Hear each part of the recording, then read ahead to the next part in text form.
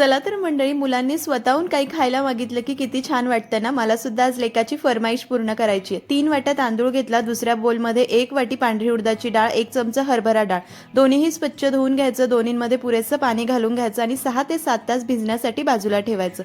संध्याकाळी हे छान भिजलेलं आहे, यामधलं हे पाणी काढून टाकायचं. सारख्या वाटीने 1 वाटी पोहे घेतलेले आहे, 5 मिनिटं पाण्यात भिजवायचे. सुरुवातीला डाळ वाटून घ्यायची, गरजेनुसार पाणी घालून अगदी बारीक वाटायची, पातळ करायचं नाही. त्यानंतर भिजलेले पोहे आणि तांदूळ सुद्धा याच पद्धतीने वाटून घ्यायचं. बॅटर 5 मिनिटं हाताने फेटून घ्यायचं आणि रात्रभर झाकून फर्मेंट करण्यासाठी बाजूला ठेवायचं.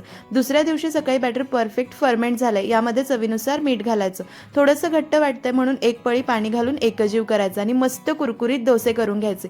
इथे मी छान कास्ट आयर्न तव्यावर डोसे केले. तेल लावून घेतलं, बॅटर पसरवलं, मध्यम आचेवर डोसा भाजला. थोडासा कोरडा झाल्यानंतर तेल घालून कुरकुरीत होईपर्यंत भाजून